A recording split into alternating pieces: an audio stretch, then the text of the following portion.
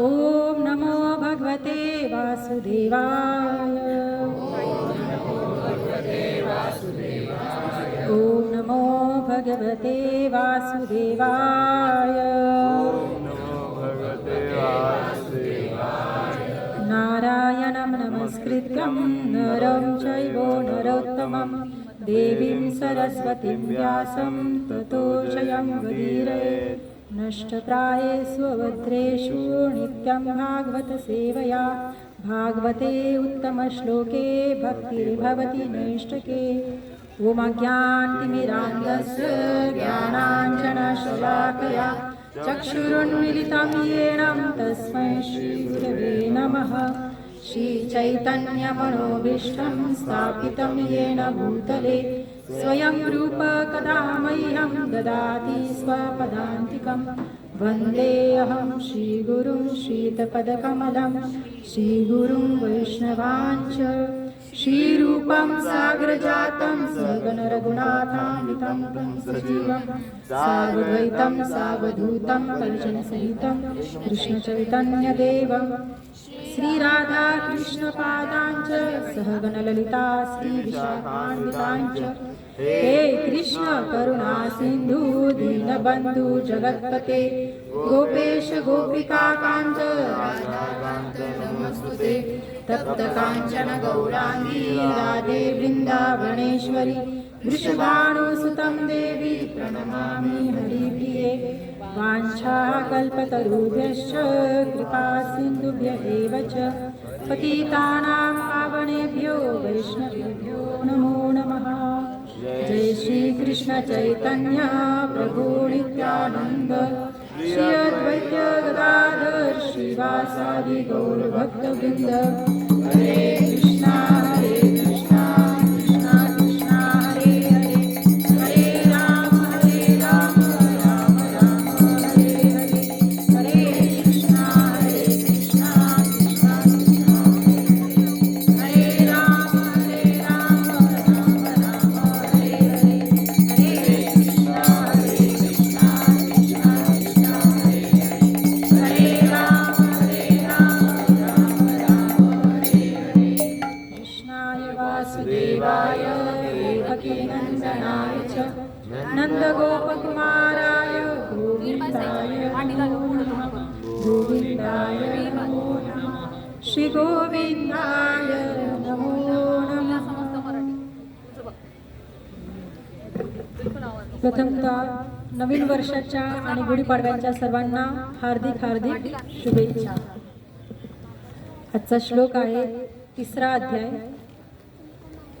आणि 35 श्लोक वाचा। कोण वाचा?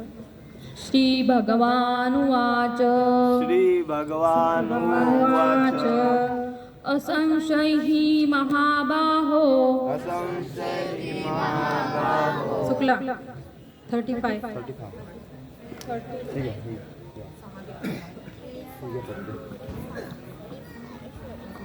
श्रेयान् स्वधर्मो विगुणः श्रेयान् स्वधर्मो विगुणः परधर्मात् स्वनुष्ठितात् परधर्मात् स्वनुष्ठितात् स्वधर्मे निधनं श्रेयः स्वधर्मे निधनं श्रेयः परधर्मो भयावहः। परधर्मो भयावहः। अपने नियत कर्मों को दोषपूर्ण ढंग से संपन्न करना भी अन्य कर्मों को भली भांति करने से श्रेयस्कर है। स्वीय कर्मों को करते हुए मरना पराये कर्मों में प्रवृत्त होने की अपेक्षा श्रेष्ठतर है। क्योंकि अन्य किसी के मार्ग का अनुसरण भयावह होता है। आजचा आपण श्लोक बघितला अध्याय 3 श्लोक क्रमांक 35। ठीक आहे, याच्यातला अर्थ कळाला का? मराठीत येते का? हिंदीमध्ये घेऊ चालेल? मराठीमध्ये चालेल ना? Mix remix Marathi Hindi English सगळे मिक्स करू आपण, ठीक आहे. मराठी दिन आहे म्हणून आपण विशेषतः मराठीमध्ये घेण्याचा नक्की प्रयत्न करू. हिंदीवाले समजून जातील, कारण की महाराष्ट्रामध्ये आणि नाशिकमध्ये आहेत म्हटल्यानंतर ऑटोमॅटिक हळूहळू हिंदी समजून जाईल. नाही समजले तर आजपासून चालू करा, नवीन वर्ष. असो, आज आपण श्लोक घेतला आहे स्वधर्मो निधनम श्रेय. याचा अर्थ काय आहे?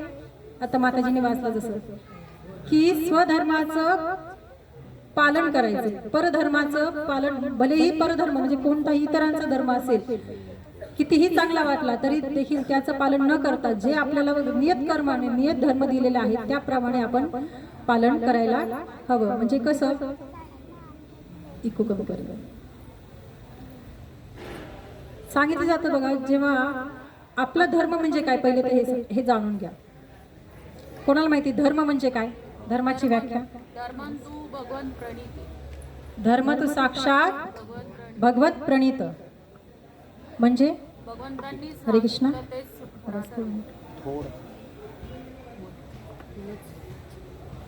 काय सांगितलंय?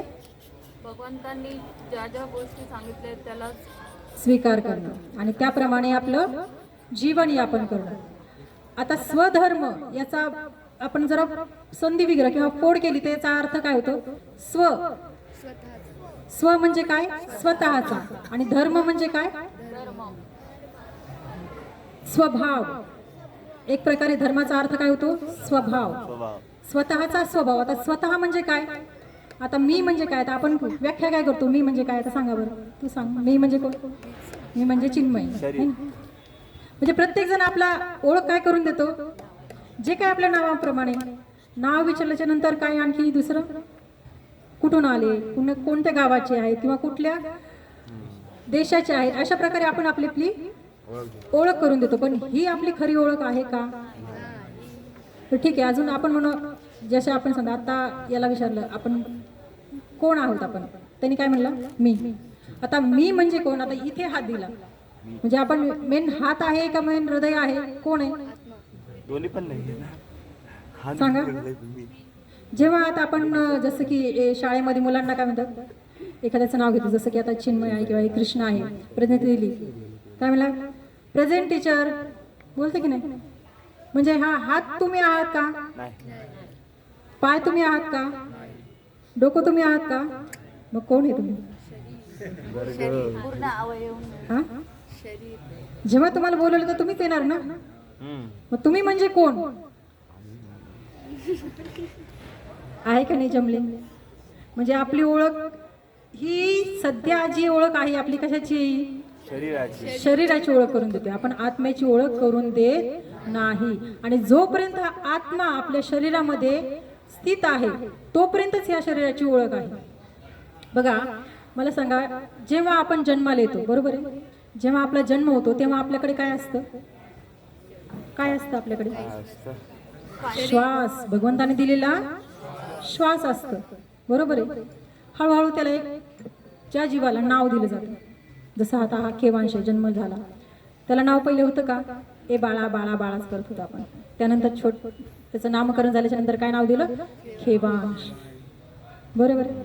ज्या नंतर जसा जसा जो जीव आहे किंवा जो व्यक्ती आहे जसा जन्मल्यानंतर हळूहळू हळूहळू जसा मोठा होत जातो, तर हे जे परिवर्तन आहे आपण काय म्हणतो की कोणतीही गोष्ट स्थित नाही राहत किंवा आहे असे राहत नाही.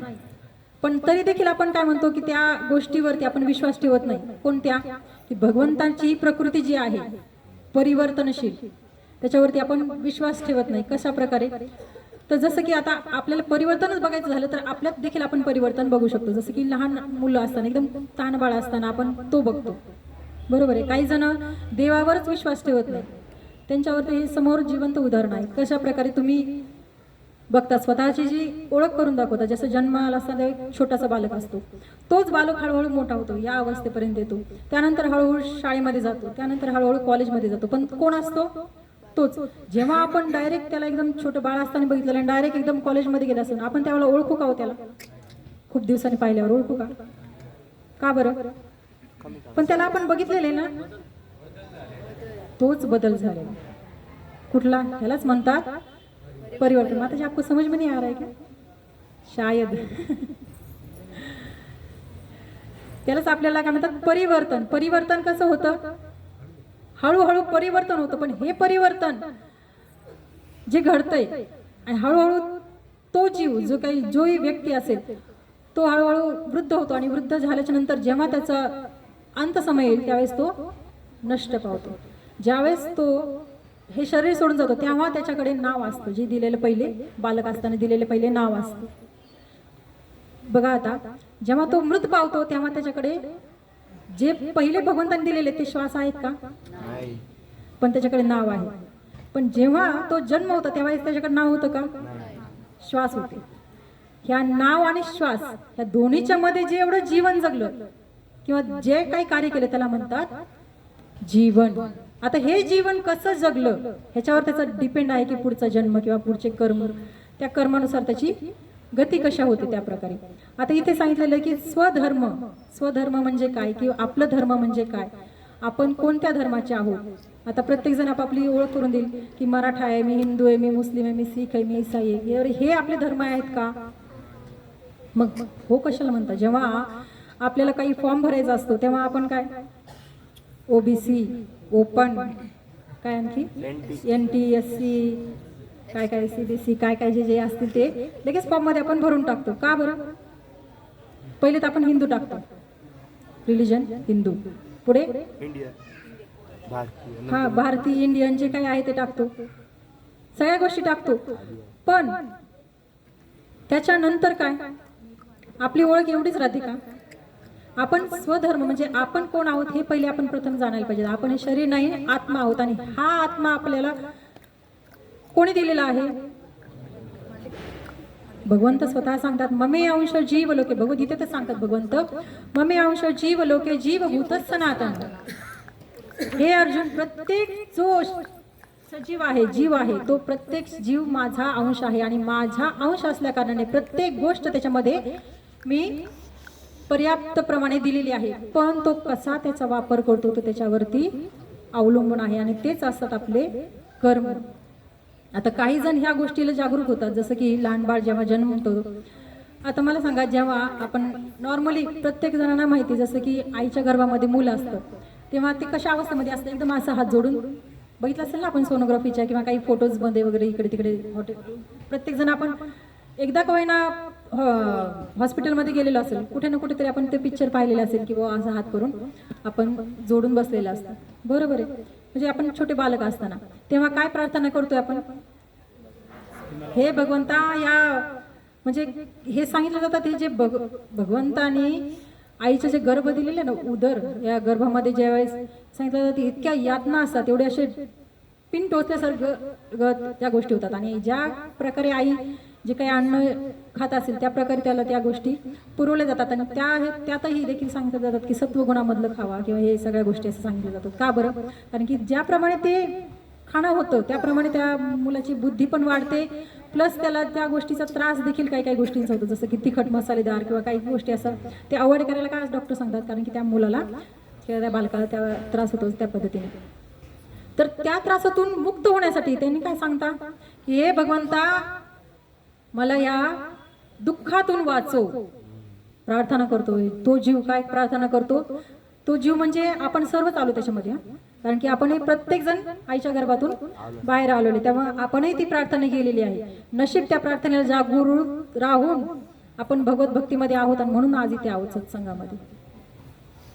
काही जण ह्या गोष्टीला जागरूक न राहता, जसं की ते बालक ज्यावेळेस बाहेर येतं आईच्या गर्भातून, जेव्हा बाहेर होतं किंवा त्याचा जन्म जेव्हा होतो तेव्हा जे हात असं जोडलेले असतात, हे भगवंता मला वाचव, हे भगवंता मला वाचव, हे भगवंता मला वाचव, ही प्रार्थना करत असतो. आणि जेव्हा काय बाहेर येतो तेव्हा रडतो कसा? का का क्या क्या असं काही काही रडत असतो. म्हणजे मी केव्हा केव्हा केव्हा असं बोललो, म्हणजे लगेच पलटी. त्याला म्हणतात मानववृत्ती, त्याला म्हणतात. पण पशुचं असं नाही बरं का. ज्याप्रमाणे भगवंतानी ज्या गोष्टी जशा जशा नियोजित केलेल्या आहेत त्याप्रमाणे तो पशु देखील तसे वागतात. पण प्राणी ज्याप्रमाणे म्हणजे भगवंतानी ज्याप्रमाणे नियोजित केले त्याप्रमाणे वागतं, पण मनुष्य देखील तसा वागत नाही.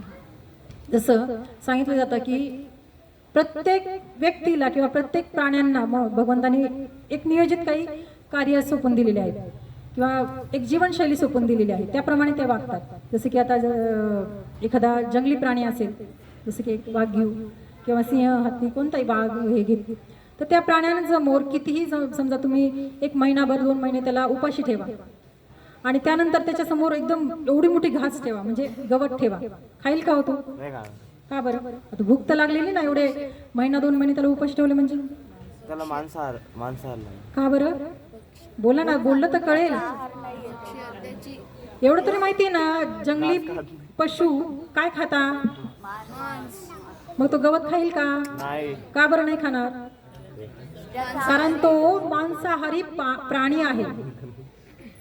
आणि जो आपण पाळतो, जसं की गाय आहे, बैल आहे, जे काही बाकी जीव आहेत, तर त्यांच्या पुढे त्यांनाही भुके ठेवा आणि त्यांच्या पुढे एक असं मांस ठेवा, खातील का हो? का बरं?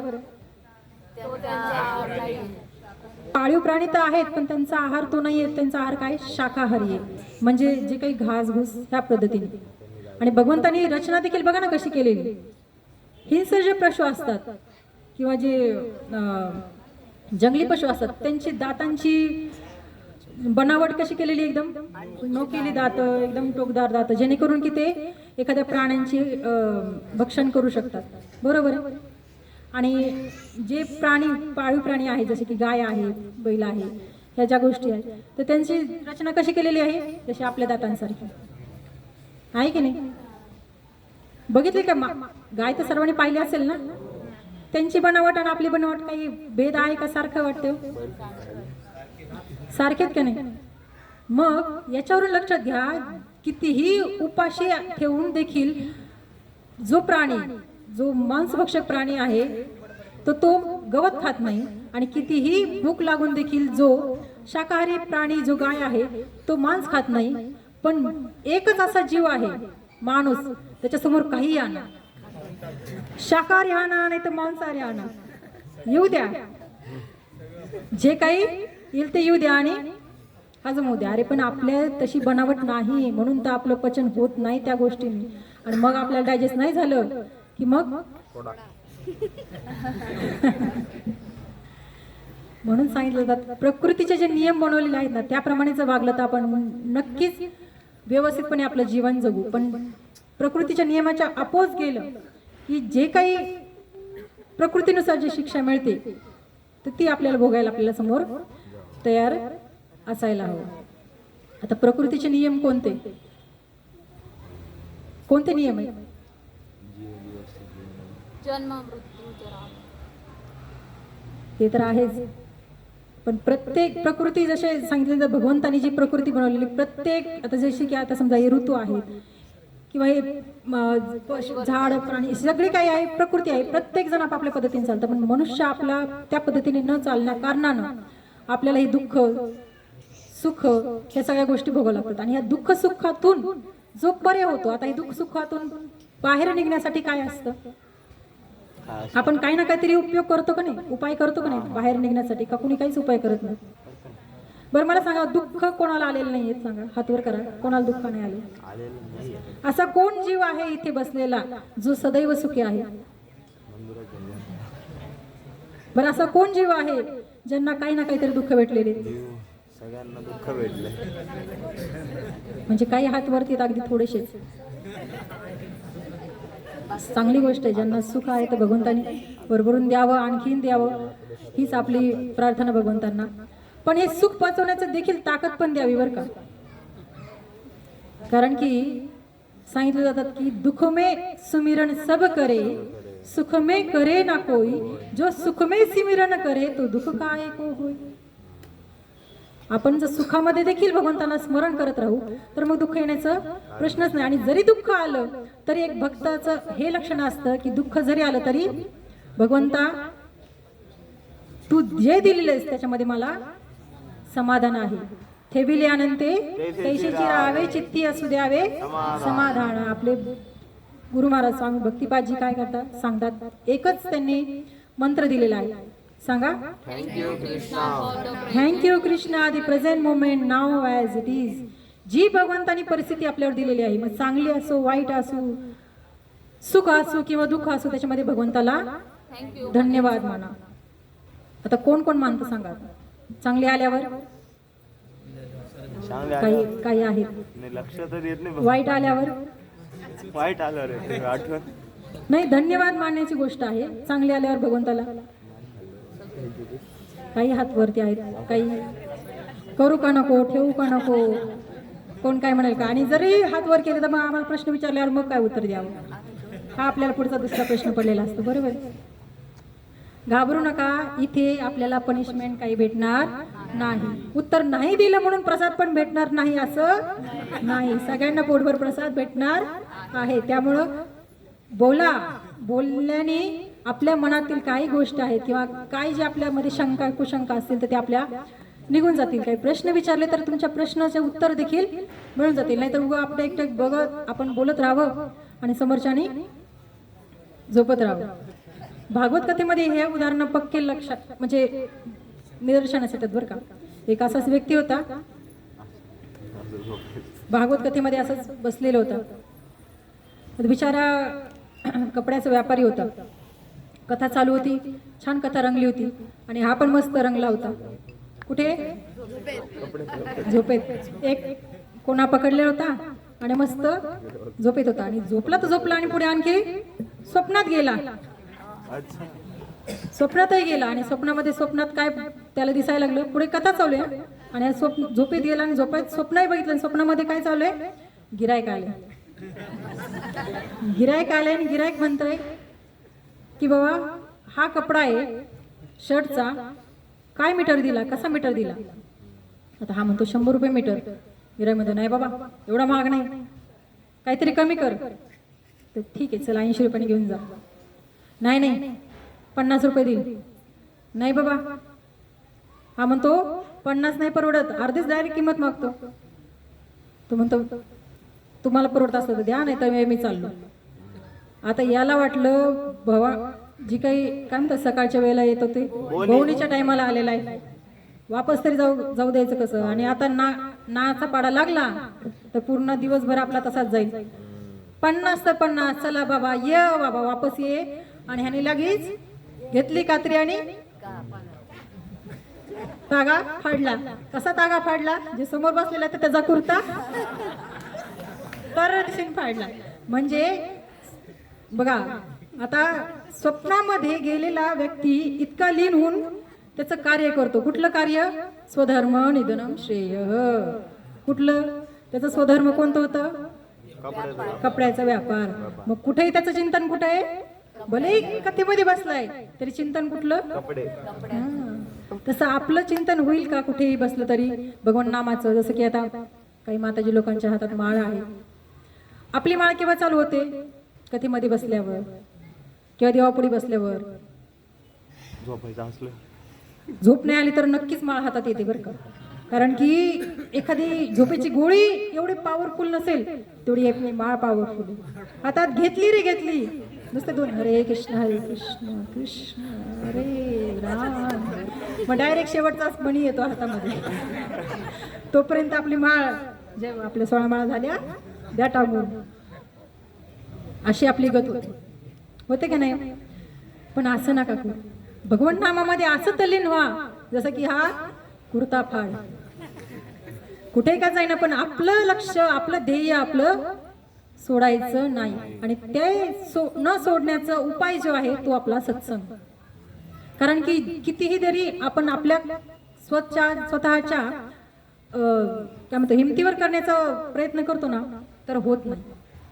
आपण कितीही ठरवा आपण काही कार्य करायचं आहे, पण जोपर्यंत भगवंताची जर त्याच्या सोबत जी सानिध्य नसेल किंवा भगवंताला स्मरून जा आपण किंवा भगवंताला प्रार्थना करून जा आपण ते एखादं कार्य करत नसेल तर ते कार्य देखील पूर्णतः जाईलच, याची शाश्वती नाही. क्वचित काही उदाहरणं आहेत अशी की ते देवाला न मानता देखील काही काही उच्च लेवलला पोहोचलेले आहेत. जसे की काही क्रिकेटपटू आहेत, काही ही गोष्टी आहेत. पण ते तिथं पोहोचण्यापर्यंत त्यांनी काय काय केलेलं असेल? असं डायरेक्ट उठले आणि पोहोचले का? जसं की आता एखादा कोणाचंही उदाहरण घ्या, आत्ताची जिवंत आत्ताचं उदाहरण घ्या, जे अंतरिक्षमध्ये यानामध्ये गेली होती, काय नाव आहे तिचं? सुनीता विल्यम्स. आता यानामध्ये जाऊन आली. आता मला सांगा, ती 8 ते 10 दिवसाचे नियोजन करून गेलेली होती. आता राहिले किती दिवस? 9 महिने. जवळपास 9 महिने तिथे अंतरिक्ष यानामध्ये तिथे राहिले. तेच काय स्पेस काय म्हणतात त्याला? स्पेस. मला सांगा, ह्या इथे हा आपला जो स्पेस आहे ना, ह्या स्पेसमध्ये म्हणजे आपण बसलेल्या ह्या स्पेसमध्ये अचानक जर काही साप निघाला तर किती जण स्पेसमध्ये राहतील सांगा? मग आता तुम्ही तुमचं चालू राहू द्या, आम्ही आमचा जीव वाचवतो. तुमच्या स्पेसमध्ये ही आपली भावना होईल.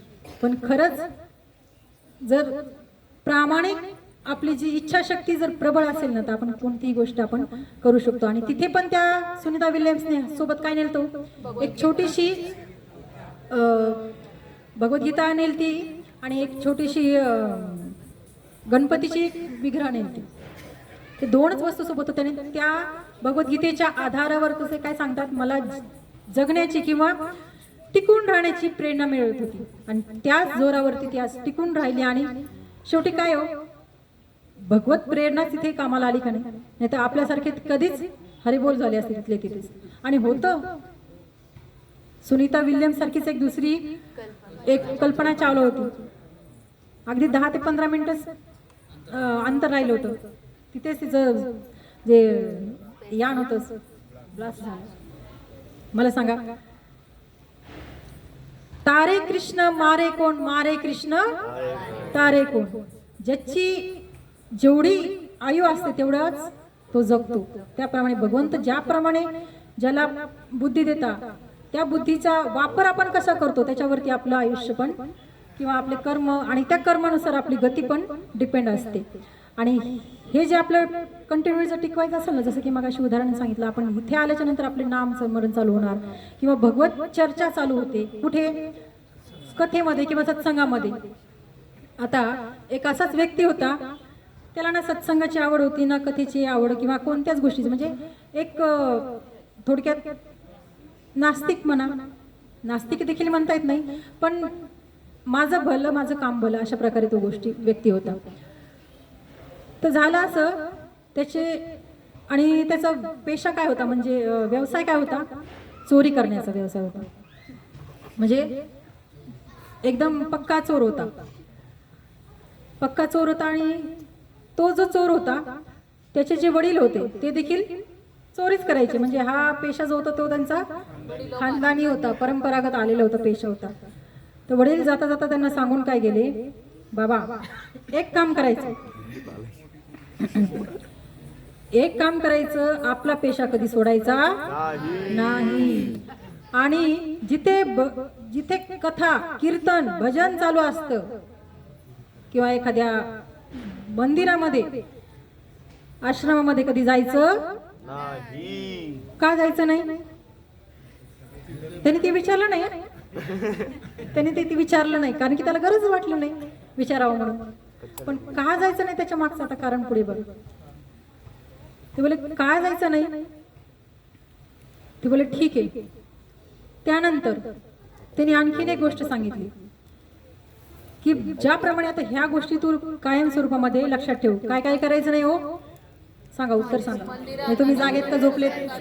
मंदिरात जायचं नाही. हा, आणखी आश्रमामध्ये जायचं नाही, सत्संगामध्ये जायचं नाही. हा, आपला पेशा सोडायचा नाही. ठीक आहे. त्यानंतर बोलले की कधीही इतरांच्या बोलण्यावरती विश्वास ठेवायचा नाही. आपण पडताळणी करायची. एवढ्या 2 फक्त गोष्टी चांगल्या लक्षात ठेव. बाकी मग तू आणि तुझे कर्म. ठीक आहे बोलले बाबा, जशी तुमची आज्ञा. असं करत त्यांचे पिता हरिबोल झाले. आणि नंतर त्यांनी आपला काही दिवसांनी आपला पेशा चालू ठेवला. आता पोट आहे म्हणल्याच्या नंतर उदरनिर्वाह करण्याची तर आवश्यकता आहेच. गेला एका ठिकाणी चोरी करायला. जसा चोरी करायला गेला, चोरी देखील केली, लॉकर खोललं लॉकर आणि पैसे पण जमा केलेच, तोपर्यंत त्या घरातले लोक जागे झाले आणि लगेच ओरडू लागले, चोर चोर चोर चोर करत. आता वॉचमन सर्व गोष्टी लगेच जमा झाल्या आणि लगेच तिथल्या लोकांना सर्वांना बोलवलं. बाकीचे सर्व त्याच्या मागे लागले. तर मागे लागले लोक आता म्हणल्याच्या नंतर हा घाबरून सगळं तिथं सोडून पळाला. तर आता त्याला जिथं वाट दिसेल तिकडे पळाला ना, शेवटी जीव वाचवण्याचा प्रत्येकाचा हेतू असतो. तशा प्रकारे तिथेही पळायला लागला. आता पळता पळता त्याला एक आश्रम दिसलं. त्याच्या लक्षात आलं नाही बाबांनी काय सांगितले. आश्रम म्हणजे आश्रम मध्ये घुसायचं म्हणून नाही घुसला तो, असाच दिसलं म्हणून पटकन आता आपल्याला जीव वाचवायचा म्हणून त्या पद्धतीने तो आतमध्ये गेला. तिथे आतमध्ये गेल्याच्या नंतर तिथे सत्संग चालू होता. त्याच्यानंतर लक्षात लगेच क्लिक झालं त्याला, अरे आपण कुठे चुकीच्या ठिकाणी आलो. आपल्या वडिलांनी काय सांगितलं होतं, सत्संगाला जायचं नाही, आश्रम मध्ये जायचं नाही. आता काय करायचं, आलोय तर खरं, आणि आता बाहेर गेलं तर लोक पकडतील आणि आपल्याला जेल होईल आणि आपल्या कर्मानुसार आपल्याला गती भेटेल. पण आता बसा इथंच, आता काय करायचं. मग आता करायचं काय, सत्संग तर ऐकायला नाही सांगितलं बाबांनी, वडिलांची आज्ञा. मग काय करायचं, कानात आपले बोट घालून बसला. आता मला सांगा, तुम्ही इमॅजिन करा किंवा प्रत्यक्षामध्ये करून बघा, कानामध्ये किती बोट घातले तरी आता काय जे बोलतोय आपण छोटं थोडं का होईना ऐकायला येतं का नाही. आपले बोट म्हणजे हेडफोन नाही येतं एवढं एकदम पूर्ण आपण त्याच्यामध्ये इन्व्हॉल्व आहे. बरोबर. आता त्यांनी बोट घातले, थोडंसं त्या सत्संगामधले काही शब्द त्याच्या कानावर पडले. त्या सत्संगामधले शब्द काय कानावर पडले की जे देवी देवता असतात हे असतात त्यांची कधी सावली पडत नाही, परछाई देवी देवतांची काही पडत नाही. थोडं बोला बाबा मला काय ऐकायचं नाही, मला काय ऐकायचं नाही, आणि आपलं काहीतरी बोलत राहिलं म्हणजे ते कानाला शब्द पडू नयेत ह्या पद्धतीने. आणि तसाच तिथं झोपून गेला आणि सकाळी निघून त्याचा जीव वाचला. जसा जीव वाचला त्यानंतर निघाला पुढे, त्याला वाटलं आता आम्ही वाचलोय. पण ते सैनिक तिथेच बाहेर ठाम मारून बसलेले होते. इकडेच कुठेतरी गेलेले, नक्कीच इथेच कुठेतरी असणार. जसा बाहेर आला तसा त्याला पकडला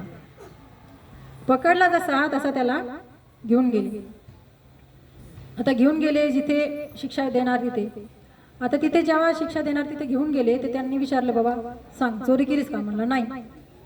कारण की तो ऍक्च्युली बघायला गेलं तर खरंच बोलत होता, कारण की हाय ते सगळं सोडून आलता. पण तरी हा चोर आहे म्हणल्याच्या चोरी करणार तर करत. चोरी केली का नाही, चोरी केली का नाही. ते म्हणलं हा असं काही मानणार नाही, ज्यांच्याकडे सोपवलं होतं त्याला असं काही मानणार नाही, चल राजाकडे. आता तिथल्या राजाचा नियम काय होता की जोपर्यंत जो व्यक्ती गुन्हेगार आहे तो आपला जोपर्यंत गुन्हा कबूल करत नाही तोपर्यंत त्याला शिक्षा द्यायची नाही. आता हा काही गुन्हा कबूलच करणार, कारण की हा चोरी केलेली पण त्यांनी सोडून दिली, त्याच्यामुळे हा काही खरं माणूस ना, कितीही बोललं तरी त्याला काही हेच करणार.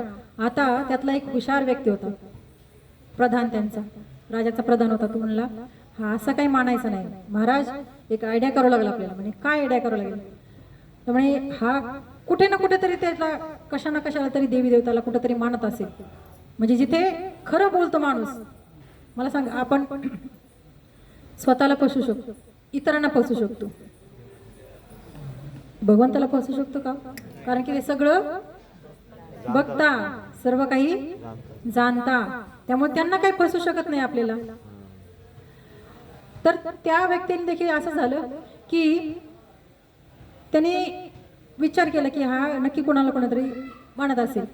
मग नंतर त्याच गावातला जो दुसरा व्यक्ती होता तो मला माहिती आहे हा चोरीतलाच आहे, माहिती मला, रोज आपल्या कालीमाताच्या मंदिरात जात असतो. मग नक्कीच ह्याला कालीमाता म्हणजे देवता आवडत असेल आणि त्याची ते आराधना करत असेल नक्कीच. मग प्रधानमंत्री बोलले आपण एक आयडिया करू. तो जसा आपल्याला फसवतोय नाही नाही नाही नाही म्हणून आपणही त्याला फसवू.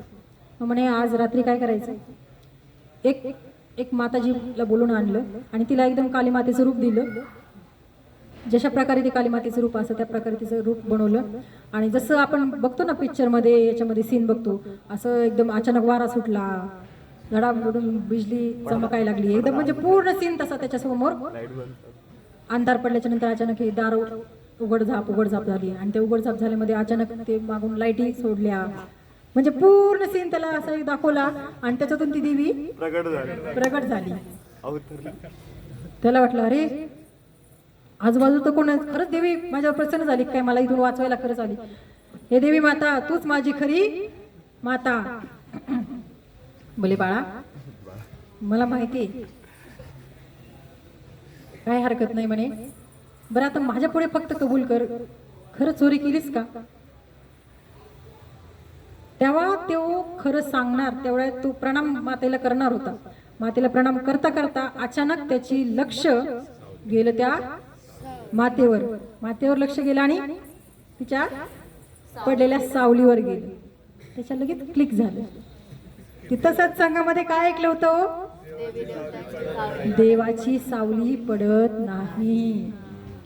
मग तो लगेच सांगणार की हे माता, लगे आता म्हणतो नको, आता सांगायचं नको आता. म्हणले खरंच माझा पेशा आहे चोरी करणं, पण मी चोरी केलेली नाही. आता हे जे काही सापळा रचला होता ना ज्या प्रधानमंत्रींनी, ते सैनिक आणि हे ते सगळे पडद्याआड बसून सगळं ऐकत होते, कारण की त्यांना प्रूफ पाहिजे होता फक्त ना. तर त्यांना प्रूफ मिळाला नाही बाबा ह्याने खरंच चोरी केलेली असेल बरं का, द्या सोडून. त्याला सोडून दिलं. मग त्यांनी विचार केला नको असलेल्या थोड्याशा, म्हणजे एक नकळत झालेल्या थोड्याशा सत्संगामध्ये थोडेसे शब्द ऐकून माझा आज प्राण वाचला, आज जीव वाचला. तर नेहमी भगवंताचं नामस्मरण किंवा नेहमी भगवंत सत्संगामध्ये आल्याच्या नंतर माझा का उद्धार होणार नाही? मग तिथून पुढे तो नक्कीच नेहमी सत्संगामध्ये यायला लागला. तर अशा प्रकारे सांगतात सत्संगाची महिमा आहे की सांगितलं जातं की आपण थोडा जरी सत्संग किंवा एखाद्या संतांचा संघ, सत्संग म्हणजे काय नेमकं सांगा बरं, कोणाला माहिती आहे सत्संग म्हणजे काय? संत संग. संतांचा संघ. आणखी कोणाला माहिती आहे? बरं मला सांगा संत आज कोणाला म्हणायला पाहिजे किंवा कोणाला म्हणतो आपण संत? जो आपल्याला भगवंताकडे जाण्याचा मार्ग दाखवतो. बरोबर आहे. पण आजच्या युगामध्ये हे जे पेशावरी जे बनलेले आहेत ना त्यांना देखील आज आपण संत घोषित करतो. खरंच ते संत असतील का? जे आतून संत झालेले आहेत त्यांना म्हणतात संत. मग रिअल मध्ये तो संत, भलेही मग ते पॅन्ट शर्टवरती असो किंवा कुठल्याही गोष्टीवरती असो, म्हणजे वरच्या पैरावरती जायचं नाही, तो कशा पद्धतीने जीवन यापन करतो त्याला संत म्हणतो जातो. आणि सत्संगाचा अर्थ असतो जर विग्रह केला, त्याचा संधीचा विग्रह केला तर अर्थ निघतो काय? सत्य संग. सत्य संग. सत्य म्हणजे काय? जे सत्य आहे. संग म्हणजे काय? सोबत, संगती. जे सत्याची संगती करते, जे सत्याची संगती करतात अशा भक्तांच्या सोबत राहून जे काही वाणी आपल्याला ऐकायला भेटते किंवा आपण आपल्या जीवनामध्ये जे परिवर्तन घडतात तिथे त्याला म्हणतात सत्संग. नाहीतर आजकाल उठसूट कुठेही आपण म्हणतो सत्संग सत्संग सत्संग. नाही, आपला हाही संघ असतो आणि इतरही संघ असतो. आता इतर संघामध्ये पण जमलिंग होते कुठे बघा? ज्यावेळेस दोन चांगले व्यक्ती असतात ना, जेव्हा अनेक चांगले व्यक्ती किंवा दोन चांगले व्यक्ती ज्यावेळेस एकत्र मिळतात त्यांच्यामध्ये भेद काय होतो? मतभेद नाही. मी श्रेष्ठ, मी मोठा, मी श्रेष्ठ, मला तुझ्यापेक्षा जास्त येतं. मग त्यांच्यामध्ये भेदभाव निर्माण होतो किंवा मी माझा गर्व अभिमान जास्त निर्माण होतो. पण म्हणजे संघातून सांगते बरं का, एक संघ असा आहे आणि एक संघ जो दुराचारी लोकांचा असतो, जसं की दारू पिणारे लोकांचा असतो. आपल्यामध्ये थोडंसं काहीतरी झालं, अनबन झाली काही गोष्टींमध्ये, जसं की आता मंदिरामध्ये येतो आपण, ज्यावेळेस रांगेला लागतो, एखाद्याचा हात लागला, दिसत नाही का? मग सत्संगाचा प्रभाव कुठे गेला आपला? म्हणजे साहजिक आपल्या काही गोष्टी लगेच निघतात, पण त्यावेळेस आपल्याला त्या क्लिक होत नाहीत त्या गोष्टी, जसं की त्या चोराला क्लिक झाल्या जिथल्या तिथंच लगेच गोष्टी.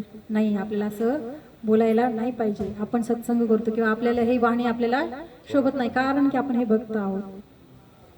पण त्याच ठिकाणी विरुद्ध संघ जर बघितला आपण, जसं की दारुड्यांचा संघ असतो, कितीही भांडले तरी शेवटी संध्याकाळी आहे का आपल्या अड्ड्यावर येणारच. ह्याला कॉल करणं, त्याला कॉल करणं, एवढी एकजूटपणा असते त्यांची.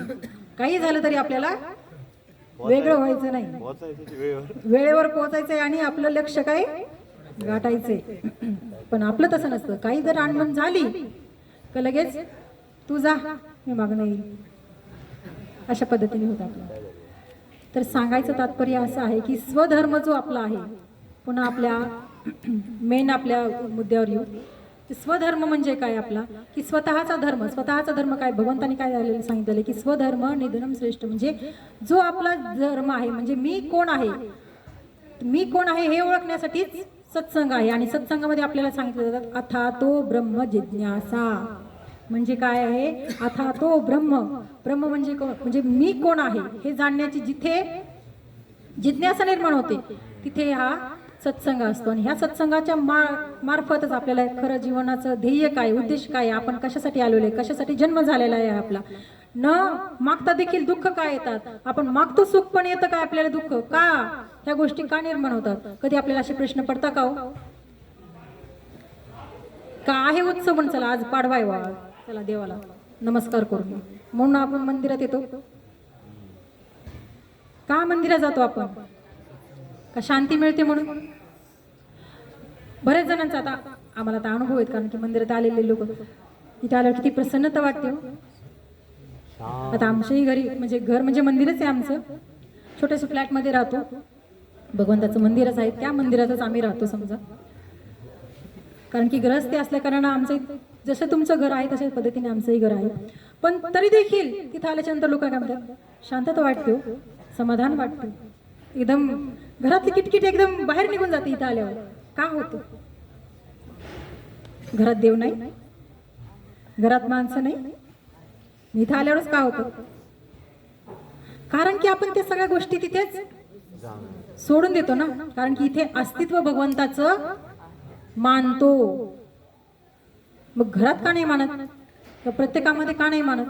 आणि तसं जर प्रत्येकामध्ये मानायला लागलं तर नक्कीच आपल्याला कुठं जरी असलं तरी त्याच गोष्टी आपल्याला अनुभवायला येतील ज्या काही संतांना, साधू संतांना अनुभवायला आले. मग कुठेही असले तरी ते काही जळी सळी काष्टी पाशाने भगवंतच भगवंत त्यांना दिसतात.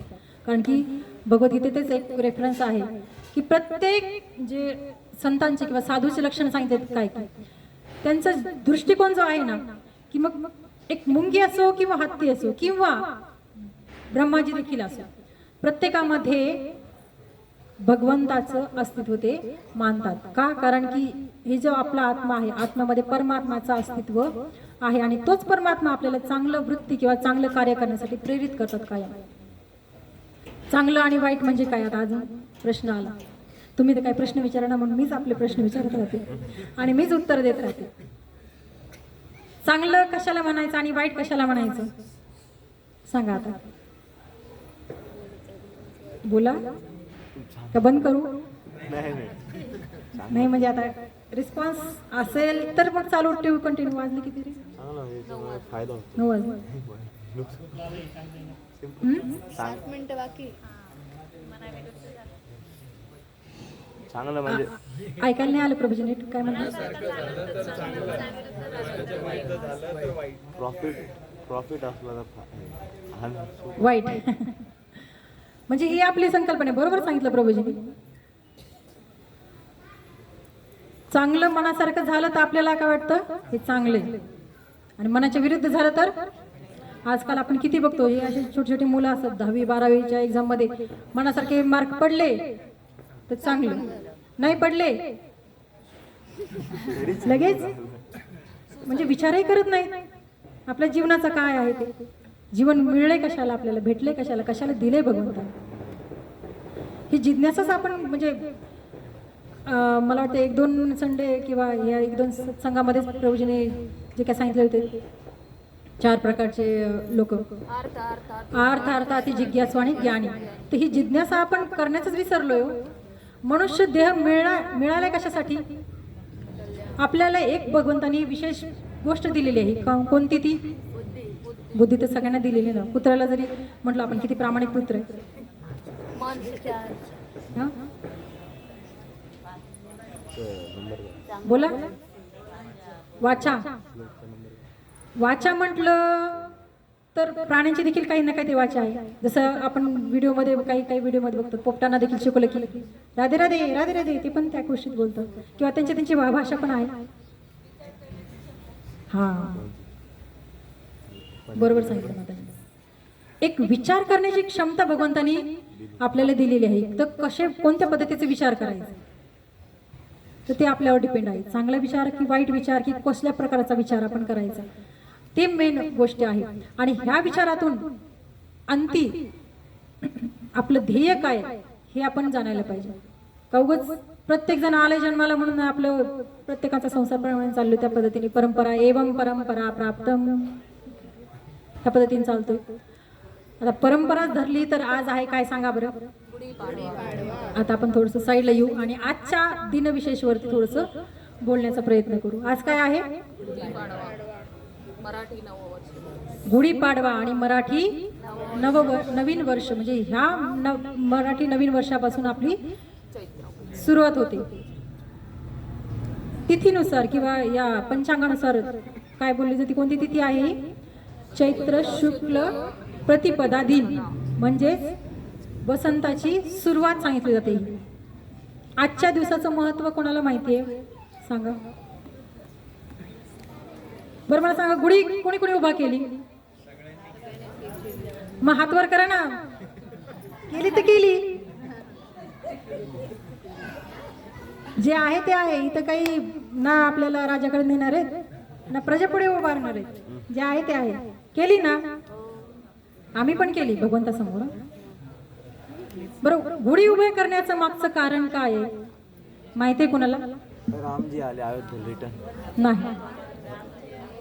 संभाजी बोला. संभाजी महाराज राम अयोध्येला आले,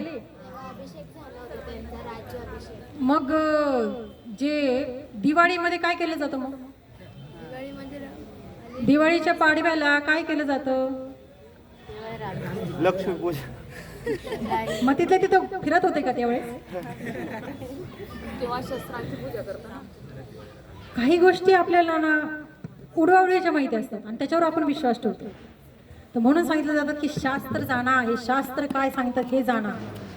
मनगणित गोष्टीवरती ठीक आहे, काहीतरी इतिहास असेल, रामजींचा देखील त्याच्या मागे काहीतरी इतिहास असेल, पण याला मान्यता जास्ती करून कुठे वर्णन केलेली आहे असं दिसत नाही. क्वचित काही असेल, मी अमान्य करते असं देखील नाहीये, पण जे शास्त्रानुसार सांगितले जातात की जसं की आजच्या दिवशी भगवान श्री रामचंद्रांनी जो बाली होता, बली त्याला मारलं होतं. म्हणजे त्याच्यावरती विजय मिळाला होता. जो विजय आपल्या सुग्रीवजींना मिळत नव्हता तो विजय त्यांनी मिळवला होता. म्हणून विजयोत्सव देखील आजच्या दिवशीसाठी सांगितलं जातं. आणि त्या विजय उत्सवाच्या निमित्ताने हे जे काही घर सजवणे आहे, रांगोळ्या काढणे आहे, झेंडा पताका उभे राहणे आहे. तर ही जी गुढीपाडवा, गुढीचा अर्थ असतो की एक ध्वजा. गुढीचा अर्थ असा आहे की ध्वजा, आणि पाडवा पाड. आता ह्याचा विग्रह केला तर बघा. नाही माहिती असेल तर सांगू शकता, कसं काही नाही. मी सांगावं असं काही नाही. ज्याला ज्या गोष्टी माहिती असेल ते सांगा, जेणेकरून की एकमेका सहाय्य करू अवघे धरू सुपंत. इथं बसले म्हणून मला सर्व काही माहिती असं गणित नाही आहे. जे काही शास्त्रातून थोडंफार जाणण्याचा प्रयत्न केला तेच तुमच्या समोर सांगण्याचा एक छोटासा प्रयत्न करते. त्यात देखील काही चुका होत असतील हेही देखील मान्य करते. याचा गैर अर्थ नाही, जे आहे ते आहे. तर पाडवा याचा सांगितलं जातात की निर्मित ज्या काही गोष्टी आहेत, म्हणजे नव चैतन्य निर्माण करण्याची गोष्ट आहे. की आता हा जो उत्सव आहे, गुढी म्हणजे ध्वजा, आणि नवचैतन्य म्हणजे हे काय वसंत ऋतू आलेला आहे, त्याच्यामध्ये नवचैतन्य, नवीन सगळ्या गोष्टी करण्याचा उत्साह उत्साहवर्धक गोष्टी करण्याचा हा दिवस आहे.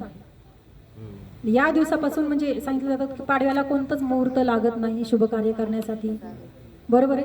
3.5 मुहूर्तापैकी हे पहिलं मुहूर्त आहे, पाडवा आहे. दुसरा आहे अक्षय तृतीया आहे. तिसरा दसरा आहे, बलिप्रतिपदा. ते अशा प्रकारे 3.5 मुहूर्त पैकी हा पहिला मुहूर्त आहे की गुढीपाडव्याचा. आणि तिथूनच हे जे काही नवीन वर्ष सुरुवात होतं. नवीन वर्षाची सुरुवात म्हणजे काय की सांगितलं जातं ब्रह्माजींनी, सृष्टीचे जे निर्माता कोण आहे? ब्रह्माजी. तर ब्रह्माजींनी ही जी सृष्टीची रचना केली होती ना, ते या दिवसापासून सुरू केली होती. म्हणून ते संवत्सर पंचांग जे काही आहे ना, ते जे काही आपले मोजण्याचं शक्य ते आजपासून सुरुवात झालं होतं. जसं की आज आपण बोलतो की 1 महिना, 2 महिने, 4 महिने, वर्ष, 2 वर्ष, 10 वर्ष, कालगणना ज्या काही गोष्टी आहेत ना. आणि आज आपण बघितलं तर आपलं जीवन पण सगळं कालगणनेवरच अवलंबून आहे का नाही? हो. जाईल तिथे डेट पाहिजे. डेट आहे. सांगा मुलं कितवीला आहे रे तू? आला गणित म्हणजे आला आकडा. किती वर्ष जगणार आहे रे तू? माहित नाही. बरं, बर्थ डेट काय रे तुझी?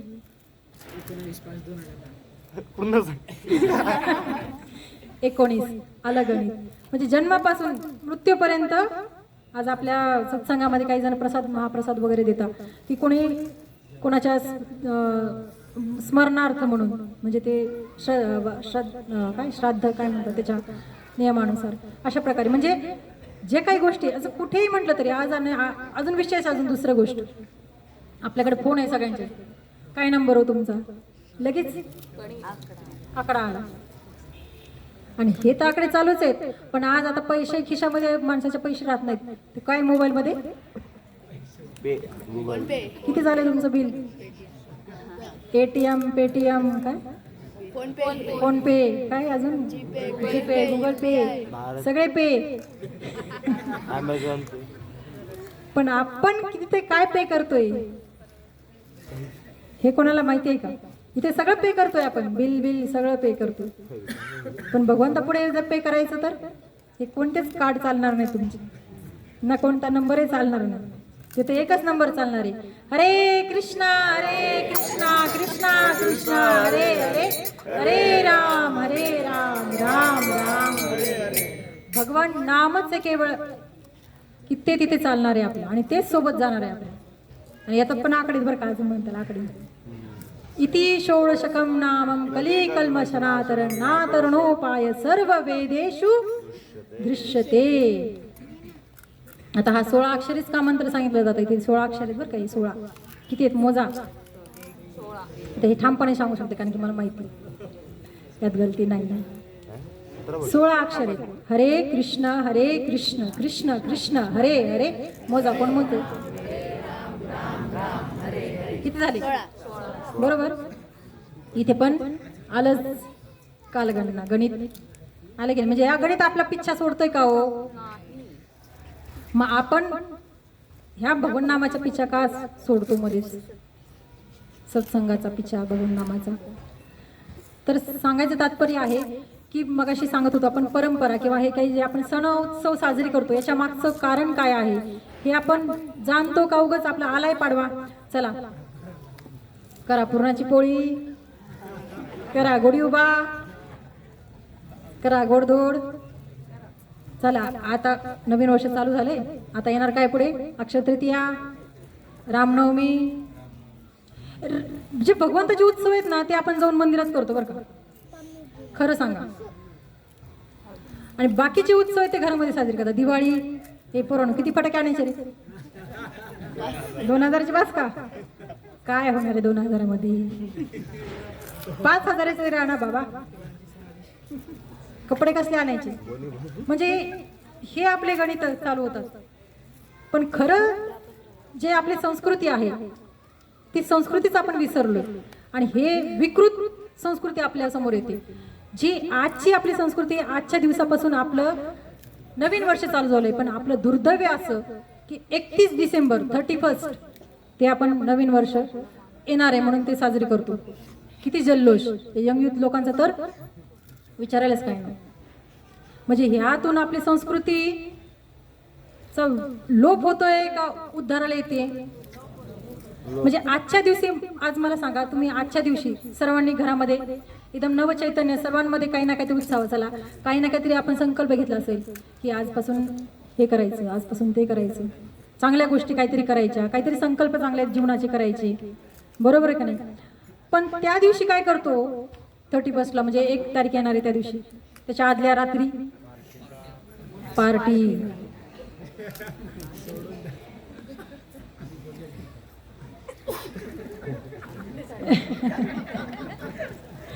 कोजागिरी ह्याचा पण अर्थ काय? कोजागिरी, कोण जागरण करत,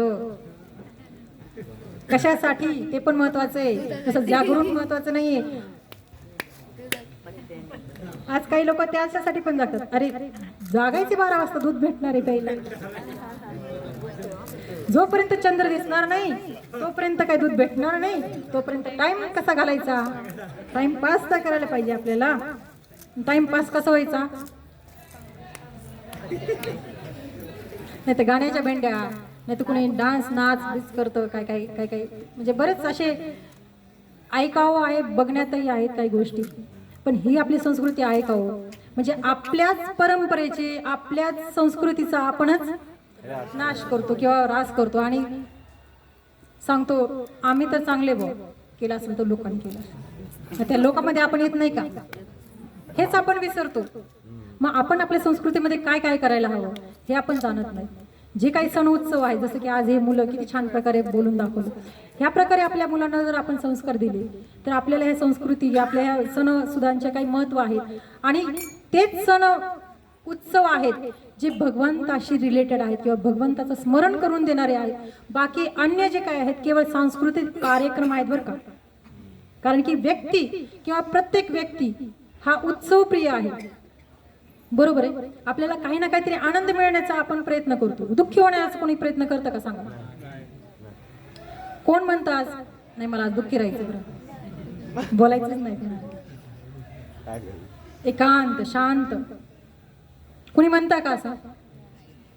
पण कोणाला तरी म्हणले चला आज तिकडे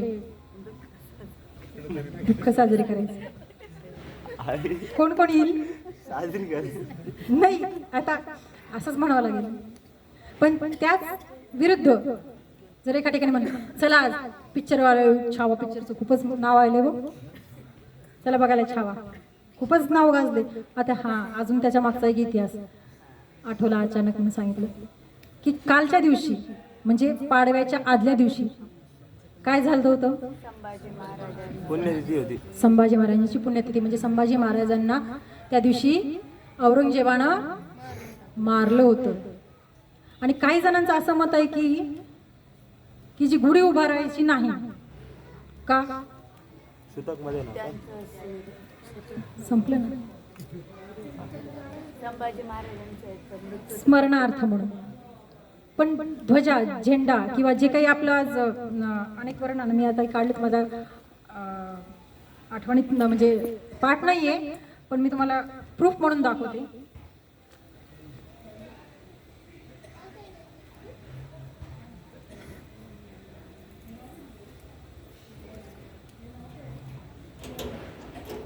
हे बघा तुकाराम महाराजांनी सांगितलंय, आली दारा देखे हरुषाची गुढी, आली दारा देखे हरुषाची गुढी, सांगितले पुढे हरुषे मात, पुढे पाठविले गोविंदे गोपाळ, देवणी चपळ हाती गुढी, तुका म्हणे गुढी आणि पायावे, होईल ते सोपे नाम तुझे.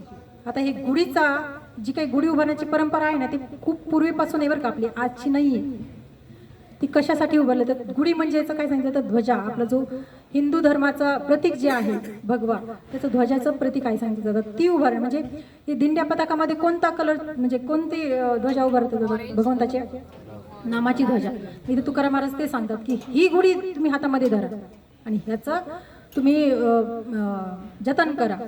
पण आज आपण कोणत्या वेगळ्या प्रकारच्या गोष्टी करतो आपण.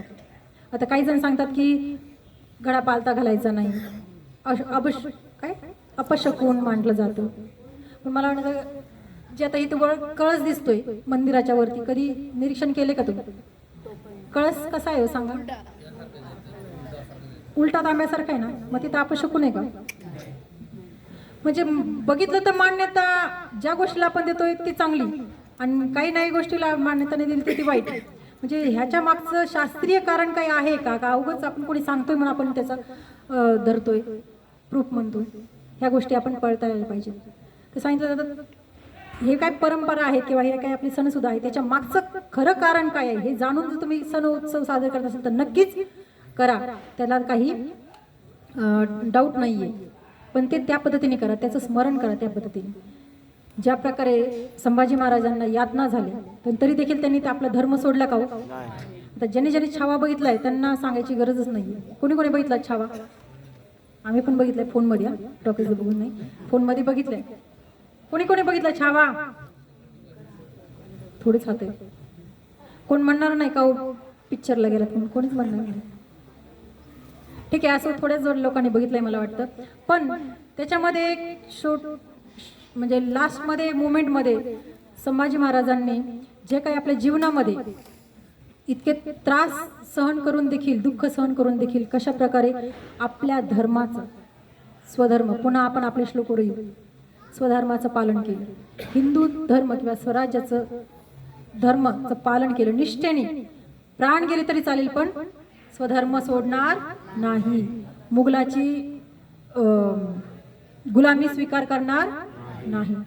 तशा प्रकारचे एखादी जरी यातना झाली, जसं की आपल्याला साधारण आता काही दिवसापूर्वी मला इथं लागलं होतं हातात खिसणी, थोडीशी काही गोष्टी आपल्याला झाली, जरा तरी मीठ लागलं किती तिखट आग होते, जरा काही आपलं कापलं की किती त्रास होतो, डोळ्याला जरा काही कुसपट जरी गेलं तरी आपल्याला डोळ्याला कचकच करतात. त्या शंभूराजांचे डोळे तप्ते सुळांनी बाहेर काढले, नख असे ओरबाडून काढले, शरीरावरती असे घाव दिले की पूर्ण शरीर एकदम रक्तबंबाळ झालं. आणि त्या तशा अवस्थेमध्ये त्यांच्या शरीरावरती पूर्ण मीठ चोळलं गेलं. सांगा, हे इमॅजिन करून देखील किती भयंकर वाटते. आणि एक नाही, 2 दिवस, 2 नाही, तब्बल 40 दिवस त्यांना अशाच अवस्थेमध्ये टांगून ठेवलेलं होतं, ना अन्न पाणी, म्हणजे अशाच अवस्थेमध्ये एवढे त्रास सहन करून देखील शेवटी काय म्हटले, मी झुकेगा नाही साला, नाही करणार. शेवटी औरंगजेब म्हटला की अजूनही वेळ आहे, तू धर्मामध्ये ये, मी तुझे सर्व राज्य वापस देईन, माझा धर्म स्वीकार कर. तर आहे ना शेवटचा सीन आहे ना, भले नसला आठवत तरी सांगतो अजून डबल. तिथं शंभूराजे काय म्हणतात, तू आमच्या धर्मामध्ये ये, तुला धर्म बदलायची गरज नाही, तू तुझ्याच धर्मामध्ये राहा. जी एवढी धर्मनिष्ठता, आणि त्याच धर्मनिष्ठते कारणानं, त्यांच्या बलिदानाच्या कारणामुळे आज आपलं हे हिंदू जे वर्ष आहे किंवा हिंदू जे आपण बसलेलो आहोत इथे, आज आपण एकदम खुशहालीने बसतो. त्या लोकांनी जे काही त्याग केलेले आहे, तशा प्रकारे अनेक लोकांनी त्याग केलेले आहे. पण हे जे आत्ताचं उदाहरण म्हणजे आज जे पाडव्याला लागून आलेलं आहे म्हणून त्याचा एक थोडासा रेफरन्स घेतला. पण त्यांनी कशी निष्ठता ठेवलेली, धर्माची निष्ठता. आज आपल्याला अशा कोणत्याच प्रकारच्या अडचणी नाही आहेत की आपण जर नामस्मरणाला सांगितलं, माताजी किती 4 माळा करतात, थोडेसे अजून वाढवा की हो, जमतच नाही हो, कामच खूप असतं. म्हणजे कारण आपल्याला किती येतात अडचणी, त्यांच्या बघितलं तर आपल्याला काहीच अडचणी नाही, पण आपण काही गोष्टी निग्लेक्ट करतो आपल्या धर्माला. लगेच आज आपल्याला कोणी नुसतं पिस्तूल जर समोर गेला ना, चल धर्म बदल, हा चल बाबा येतो, मारो काही नको, हे आपल्या धर्मनिष्ठता. आपण कोणत्या धर्मावर सांगता हो मी हिंदू आहे म्हणून? विचार करण्याची गोष्ट आहे. पण आपण आपल्या तत्वावर जर दृढ राहायचं असेल तर आपल्याला केवळ एकच मार्ग आहे, संघाद्वारे. आणि कुठला संघ? संत संघ. मिळाली या सतसंगे समर्पिते भले अंगे. संत संघाच्या माध्यमातून आता संतांनी देखील तशाच प्रकारे त्रास सहन करून तुकाराम महाराजांनी देखील, म्हणजे प्रत्येक संतांचं, आता एक एक काढलं तर आपलं पूर्ण रात्र निघून जाईल, एवढे लांब जात नाही कारण की आपला टाइम झालेला आहे. सगळ्याच्या पोटामध्ये कावळे ओरडायला लागतील. असो, आज आपण इथंच विराम देऊ. टाइम काय झाला? 9:15. ठीक आहे. नियमाप्रमाणे आपण छोटंसं 10 मिनिटाचं नामस्मरण करू. नियम काय आहे आपला? डोळे बंद. डोळे बंद. सायलेंटमध्ये कीर्तन होईल, एकदम शांततेने. कोण